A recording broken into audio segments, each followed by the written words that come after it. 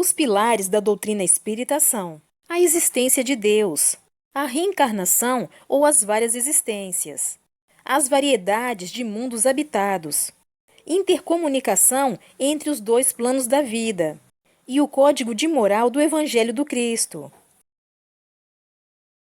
Indicações sobre o poder mental.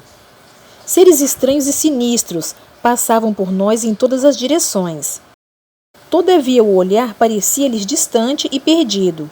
São inconscientes? Perguntei.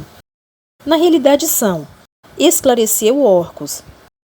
O pensamento deles, conquanto exista, permanece longe ou embotado. Vivem uma vida de peixes ou de seres aquáticos.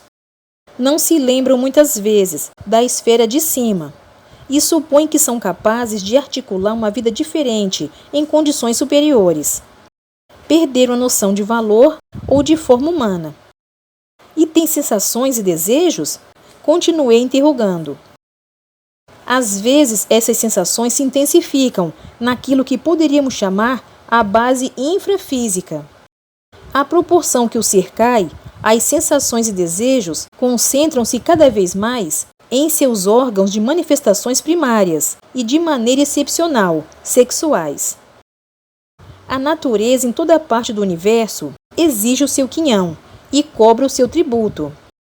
Mas aqui nesta região e nesses sítios, existe entendimento sexual entre estas criaturas?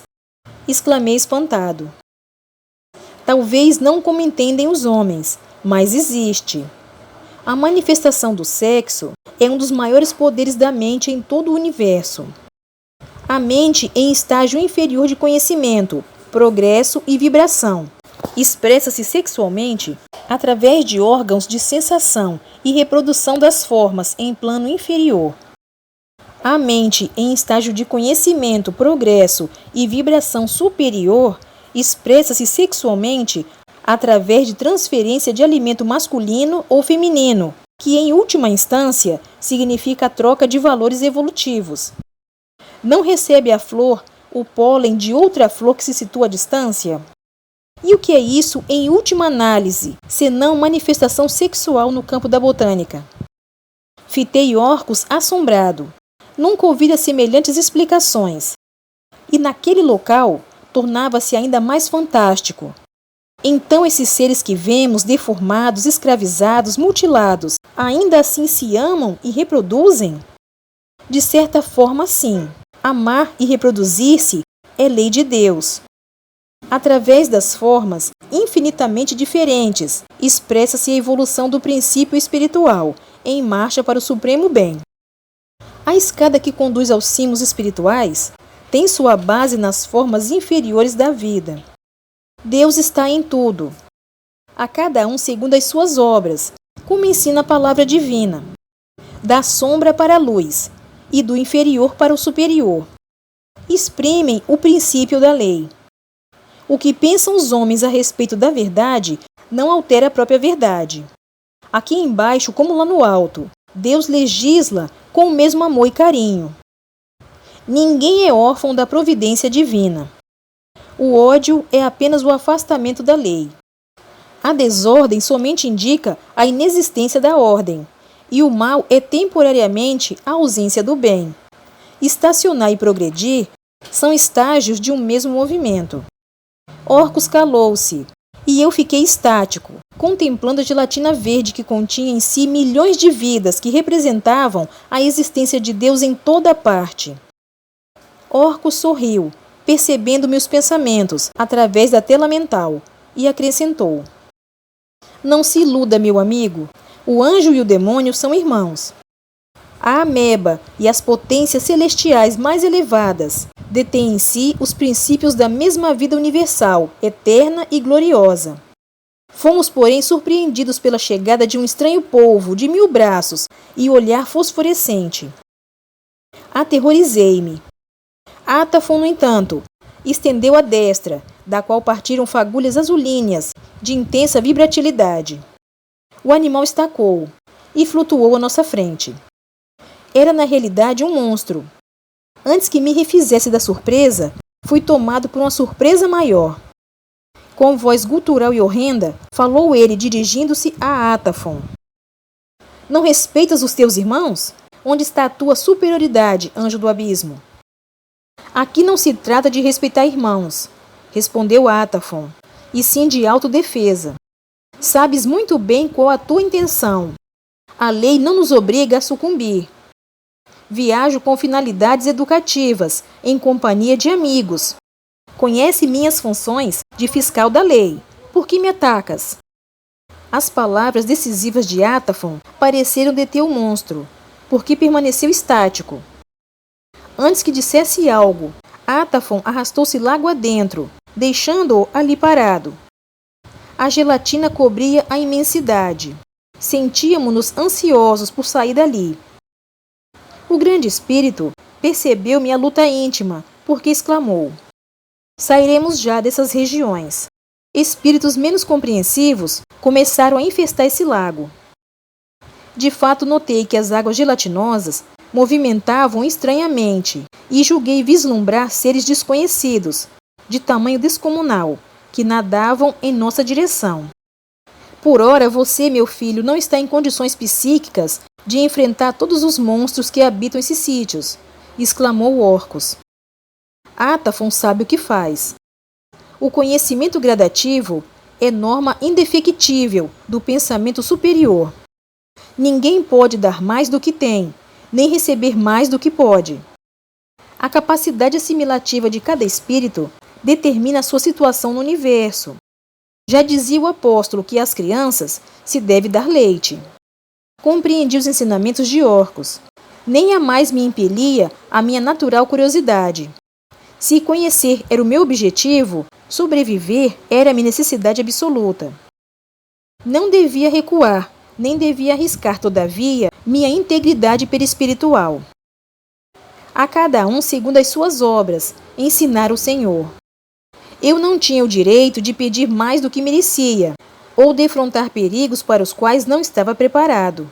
Ademais, ladeavam-me 2 queridos instrutores. Quando saímos do lago, em extensa praia, a noite escura invadia-nos totalmente a retina. Senti que fora a densidade ambiente era menos asfixiante. Uma aragem fresca banhava-nos as faces, e uma impressão de bem-estar tomava-nos o coração. Uma réstia de luz descia do alto. É ainda Gabriel que vela, explicou Atafon.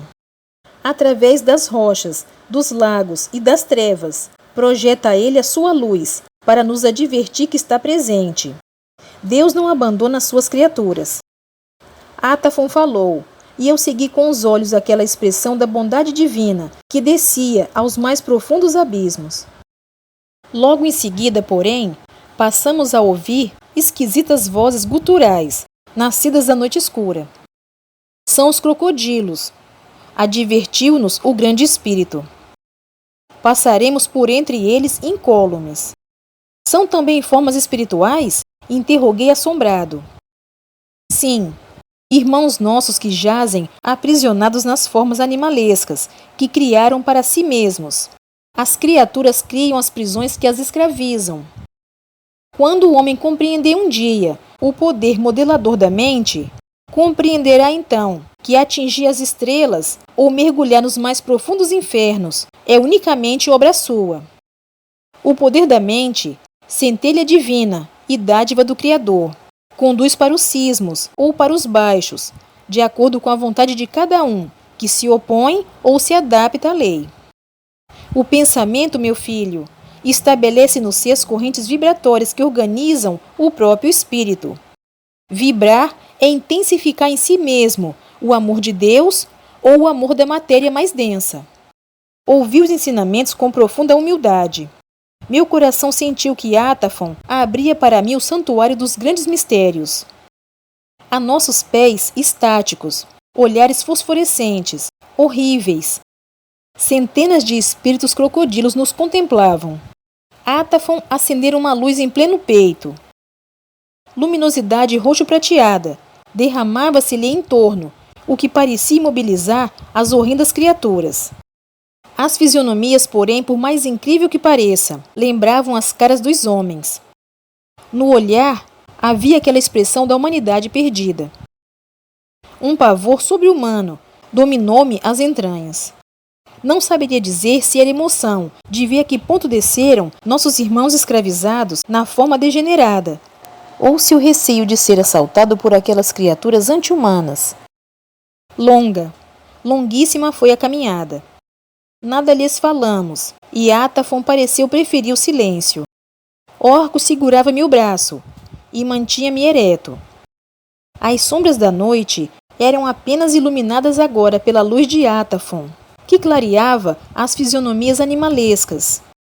Interminável a viagem, até que foram escasseando os agrupamentos de crocodilos. E de repente tomamos por estreito caminho, que rodeava a montanha soturna, onde habitavam os maiores seres daqueles lugares. Perdemos de vista os crocodilos, que assim que perceberam que a luz desaparecera, prorromperam numa gritaria infernal. Foi então que pude distinguir aquelas vozes e sons, verdadeiramente humanos, que clamavam: Senhor, Senhor, perdoa-nos o mal que praticamos. Estarreci. Por que não ajudar a esses que estão arrependidos? Orcus falou: de nada vale conduzi-los simplesmente das trevas para a luz. A mudança de lugar apenas não lhes altera a intimidade do ser. Só o tempo poderá reconduzi-los à superfície com sucesso. E esses gritos de arrependimento não são verdadeiros? É possível que seja, mas não está escrito que não basta dizer Senhor, Senhor? A evolução é inexorável, e a lei que permitiu a descida exige condições para a subida. Ninguém desafia impunemente as leis de Deus. O doente hospitalizado em estado grave, pelo fato de gritar Senhor, Senhor, não fica curado imediatamente, fica? Terá que aguardar a cura lenta, que os medicamentos lhe proporcionaram. Aqueles crocodilos naquele charco não estão abandonados a si mesmos. A misericórdia divina já lhes ouviu as vozes e proverá. Diante das observações judiciosas de Orcus, calei-me, embora dominado por profunda angústia no coração. Obrigada pela sua companhia. Fique com Deus e até o próximo vídeo.